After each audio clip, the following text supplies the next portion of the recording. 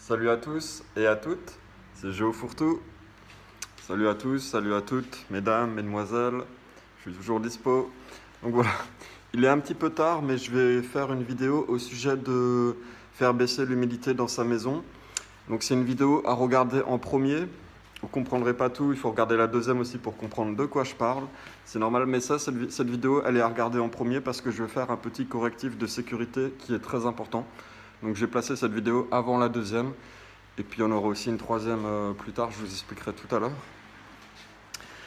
Donc déjà on va regarder ensemble l'humidité. Là, elle est toujours élevée à 77%. Pourquoi? Parce que en fait, je fais sécher du linge dans ma maison en ce moment. Il y a du linge mouillé un peu étalé partout. J'ai fait tourner une machine aujourd'hui. Et donc ça, c'est vraiment catastrophique pour l'humidité dans la maison. Au passage, j'ai oublié de vous dire une petite astuce la dernière fois. Quand vous avez une serpillière de ce genre-là, pensez à bien essorer votre serpillière parce que ça aussi, c'est comme le linge humide. Ça aussi, ça va garder l'humidité très longtemps dans votre maison, dans la pièce où se trouve la serpillière. Donc pensez à bien l'essorer. Voilà, c'était juste un petit détail, une petite info, une petite astuce en plus. Je vais essayer de parler plus doucement parce que ça donne une mauvaise image, une mauvaise impression. Si je parle vite, c'est juste pour que les vidéos soient les plus courtes possibles. Mais je vais essayer de parler plus doucement. Je suis quand même quelqu'un de calme au quotidien. Donc c'est dommage de donner cette impression d'être vachement speed. Donc voilà, je vais essayer de parler plus doucement. C'est dit, c'est fait. Et c'est mieux pour vous aussi, pour que vous puissiez comprendre simplement, calmement, rapidement les choses, si je parle doucement. Donc je voulais faire d'abord deux petites corrections. Au niveau du texte, ça peut arriver à tout le monde de faire des erreurs. Il était tard avant, il est encore plus tard maintenant. Au niveau du texte, j'ai fait deux petites erreurs. Je vous ai dit, il est conseillé d'avoir un niveau d'humidité de 40 à 60 degrés. C'est faux, c'est pas ça qu'on dit. Il faut dire qu'il est conseillé d'avoir un taux d'humidité de 40 à 60% dans votre maison. Donc ces pourcents n'est pas très important, mais je tenais à le dire. Une autre petite erreur que j'ai faite, quand je parle de ces fameux blocs que vous voyez là, j'ai dit plusieurs fois, plein de fois, j'ai dit polyester. Pas du tout, le polyester c'est en fait un tissu en plastique plus ou moins. Donc c'est une matière synthétique de type tissu. On parle de polystyrène, voilà, petite erreur. Ça arrive à tout le monde, donc voilà, essayez d'avoir quelques blocs de polystyrène dans votre maison. Moi j'aime pas trop cette matière, mais c'est quand même, ça peut servir éventuellement pour l'humidité, même si j'ai pas fait des tests. Voilà, après il y a des choses, je les mets en place, voilà, parce que bon, c'est des infos que j'ai aussi récupérées à gauche à droite. Est-ce que ça marche vraiment bien? Je sais pas. Le carton, oui, le carton c'est sûr, c'est naturel. Vous pouvez y aller, ça va bien capter plus ou moins l'humidité. Et une fois s'il est complètement trempé, vous pouvez le jeter, ça je l'ai dit. Bon, on va essayer d'avancer cette vidéo, je vais essayer de la faire la plus courte possible. Donc, au niveau, il y a un correctif de sécurité qui est très important. Au niveau des fameuses chaussettes Mumu magiques, je me suis rendu compte en faisant cette vidéo, j'essaie d'arrêter de faire les 360, c'est un peu... je ne fais pas du skateboard, non, j'ai l'habitude de marcher en parlant. Voilà, donc je vais essayer de bouger un petit peu moins, c'est toujours un peu mieux pour vous. Au niveau des fameuses chaussettes Mumu, je me suis rendu compte que quand le ventilateur était arrêté, la chaussette avait tendance à couler. C'est une très bonne chose au niveau de l'invention. Ça prouve que cette invention marche bien, c'est peu cher, c'est très facile à mettre en place, c'est simple et c'est efficace. Donc ça c'est intéressant pour vous. Maintenant, ce que je vais vous montrer, c'est au niveau de la sécurité, il y a un petit défaut. On va regarder. C'était positionné, je vais le faire là pour vous une fois, c'était positionné de cette manière, avec la chaussette au-dessus des interrupteurs. Quand vous arrêtez, cette invention qui marche très bien, la chaussette risque de couler un peu. Quand le ventilateur en marche, en fait, il n'y a pas trop de risque parce que l'hélice du ventilateur fait sécher la chaussette, donc elle n'est pas si humide que ça, il n'y a pas trop de risque, mais après, pendant la nuit ou quand vous l'arrêtez, la chaussette va continuer à capter l'humidité. L'humidité va se retrouver en bas, va s'écouler tout doucement sur le sol. Et là, vous voyez, on a un petit défaut de sécurité qui fait qu'en fait, ça tombe sur les boutons. Et j'aimerais pas que quelqu'un s'électrocute, pouf, le matin en allumant. Le risque est faible, mais moi, ce que j'essaie d'atteindre, c'est le risque 0, proche de 0. Puisque le risque 0 n'existe pas. Mais donc le risque est faible. Mais donc ce qu'on va faire, et ce que vous ferez à l'avenir, c'est que le ventilateur, vous voyez, la plupart des ventilos, en tout cas sur ce modèle-là, vous pouvez le tourner. Il faut qu'on voie bien, sinon ça ne marche pas trop. Donc vous le tournez pour que éventuellement, si ça coule, là, en théorie, ça ne devrait pas couler sur les boutons, ça coulera sur le sol. Et au passage, vous pouvez mettre une petite boîte en plastique. Je crois qu'on est au-dessus.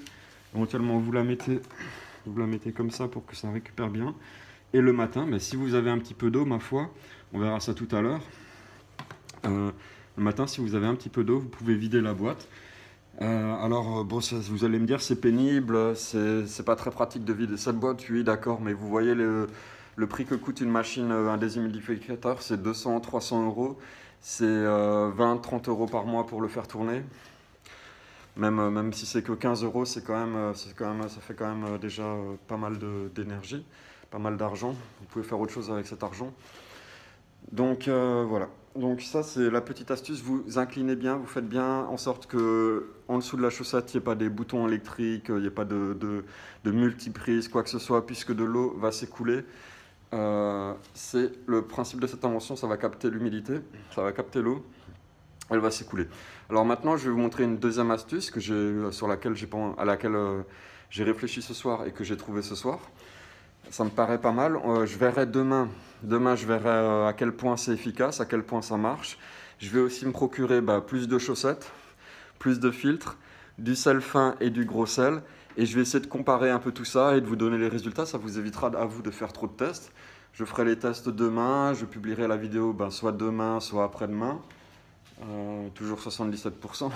S'il fait très chaud demain, je pourrais pas forcément faire les tests s'il fait sec et chaud et ensoleillé, ce qui est bien aussi, mais bon. Donc voilà, je vais essayer de faire court. On va essayer de voir maintenant où est-ce qu'on peut placer ces fameuses chaussettes. Si vous les placez sur les ventilos, c'est pas mal. Sinon, vous pouvez les placer à un autre endroit et je vais vous montrer directement où et comment. Donc voilà, une fameuse chaussette Mumu. On a regardé ce qu'il y avait à l'intérieur avant. Du sel, des filtres. Il faut voir la vidéo numéro 2, je ne vais pas tout vous réexpliquer. Je vais juste détacher mes deux chaussettes. Hop. Donc vous faites bien attention que les chaussettes ne coulent pas sur quelque chose qui soit électrique, que ce soit les boutons du ventilateur ou autre chose. Et je vais vous montrer un emplacement idéal pour placer ces chaussettes. Est-ce que je peux mettre un petit trépied? Je vous demande un petit instant, les amis.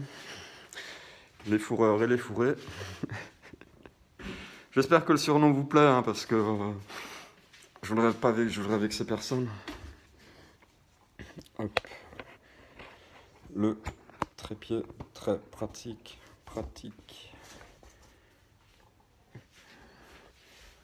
On est pas mal.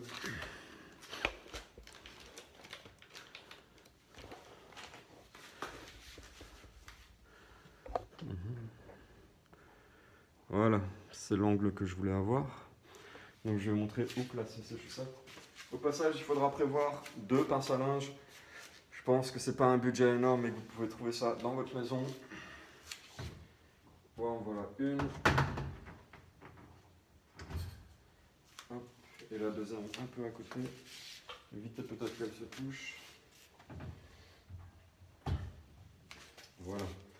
Donc je ne sais pas si vous pouvez voir. Comment vous le montrer? Ici, je ne sais pas si on va le voir, hein, c'est vraiment c'est du coup du direct. Je presse un peu ma chaussette, on ne voit rien du tout. J'ai pas envie d'utiliser du papier. Allez. Une feuille de papier pour sauver l'humanité. Sacrifié. Le papier toilette est bien sec. Je le mets sous ma chaussette. C'est juste pour vous montrer à quel point ça capte vraiment bien l'humidité. Et là, il est vraiment trempé. Trempé de chez trempé. Il se déchire comme On voit pas trop, hein, mais croyez-moi, il est tout trempé. Il vaut plus un clou. Voilà. Donc en fait, la chaussette capte bien l'humidité. Je suis toujours là. Un petit passage à la poubelle. Donc la chaussette capte bien l'humidité. C'est ce qu'on veut, c'est ce qu'on lui demande. Et pourquoi je la mets au-dessus de l'évier? C'est relativement facile à comprendre. En fait, ça va s'écouler pendant la nuit, ou ça va s'écouler tout doucement. Ça va aller directement dans l'évier. Et que demande le peuple? Qu'est-ce que vous voulez de plus? Ça me paraît pas trop mal. Oui, au passage, encore une petite amélioration. Là, cette éponge, je sais qu'elle a un peu de vécu. Je ne sais pas d'ailleurs pourquoi elle est grignotée comme ça. Il faudrait que j'inspecte, il faudrait que je mette une caméra la nuit. Donc, quand vous essorez votre évier, avant je l'ai fait avec une serviette et je vous ai dit, la serviette, elle doit sécher. Eh bien, vous prenez une éponge et vous essorez après. Bon, là, du coup, mon évier, il est relativement sec. Ça se voit pas trop. Vous prenez plutôt une éponge, c'est mieux. Et ensuite, vous pressez votre éponge dans l'évier. Et là, vous n'avez plus besoin d'attendre que la serviette sèche. Je suis toujours à 77%, hein, mais bon, ça c'est... Après, il y a aussi le ressenti. Moi, j'ai pas l'impression qu'il fait très humide dans cette maison.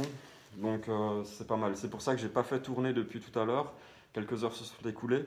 J'ai pas fait tourner les 2 déshumidificateurs que j'ai. J'ai pas mis le four, j'ai pas mis la plaque électrique. Donc voilà. Et j'ai beaucoup de linge qui est en train de sécher. Et ça, forcément, ça va empêcher l'humidité de descendre plus rapidement et facilement. Mais bon, il faut bien laver son linge aussi.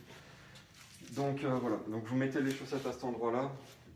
Forcément, vous n'avez pas tous le même matériel que moi, mais je pense que vous trouverez une solution. Vous pouvez la mettre, je sais pas, par exemple ici, l'accrocher là comme ça.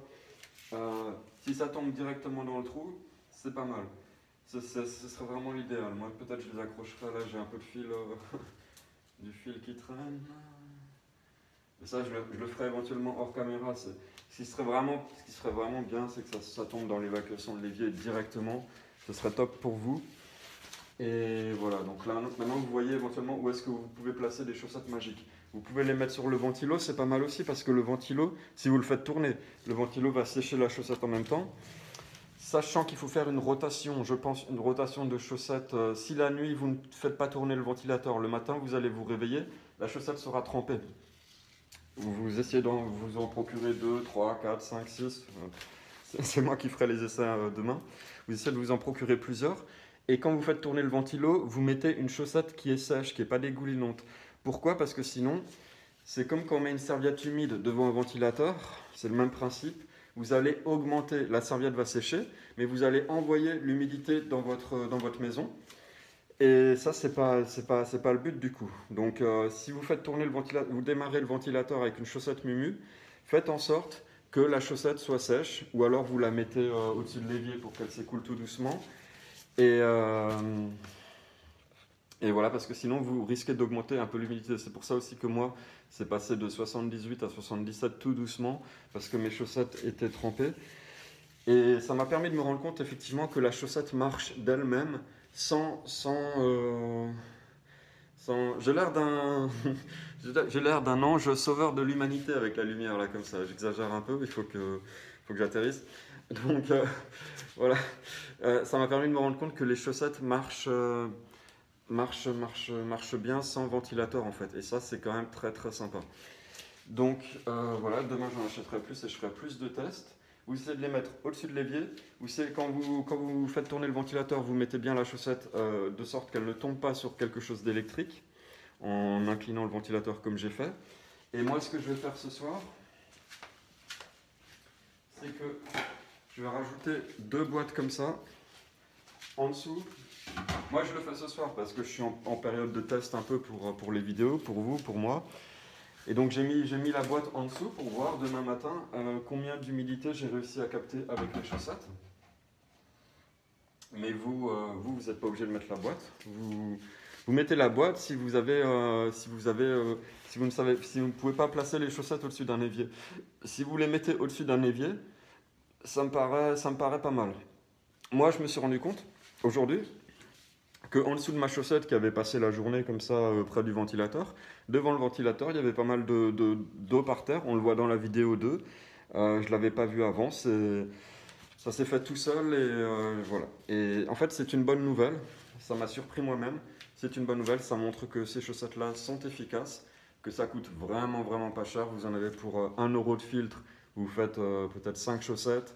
1 euro de sel, vous faites 5 chaussettes. Les chaussettes, c'est quoi? C'est 1 ou 2 euros la paire normalement. Vous n'avez pas besoin de prendre du haut de gamme. Une chaussette en coton classique. Et voilà, donc franchement, pour aller 5 euros, vous faites 4-5 chaussettes. Ça ne va pas vous coûter très cher. Et si vous avez trop d'humidité, c'est important. Maintenant, pour vous dire exactement combien d'eau vous allez récupérer et quel pourcentage d'humidité va baisser, ça je ne peux pas vous le dire ce soir. J'essaierai de vous le dire dans la vidéo numéro 3. J'essaierai de vous en dire un peu plus. Même si moi j'ai un matériel de base, je ne suis pas dans un labo et même les labos ils ont tendance à tricher un peu et ils n'arrivent pas forcément à reproduire les conditions d'une maison. Donc voilà. On ne saura peut-être pas forcément à quel point c'est efficace, mais ce qui compte, c'est de savoir que ça marche un petit peu, beaucoup, énormément, passionnément, à la folie. On verra bien. Voilà, donc ça c'était pour la vidéo de sécurité, vidéo numéro 1. Vous pouvez maintenant regarder la vidéo numéro 2 avec toutes les astuces. Et d'ici 2-3 jours maximum, je pense, si tout va bien, Inch'Allah, vous verrez la vidéo numéro 3 avec les résultats un peu plus... quel type de sel utiliser, grosses chaussettes, petites chaussettes. Je vais faire des tests avec plusieurs chaussettes, plusieurs bacs pour récupérer l'eau et comparer un petit peu tout ça. Et je vous donnerai les résultats. Voilà, je vous dis bonne fin de journée, bonne nuit. À bientôt pour des nouvelles vidéos Je fourre tout. À bientôt les fourreurs. À bientôt les fourrés et celles qui ne le sont pas encore et qui le seront bientôt. Bye bye.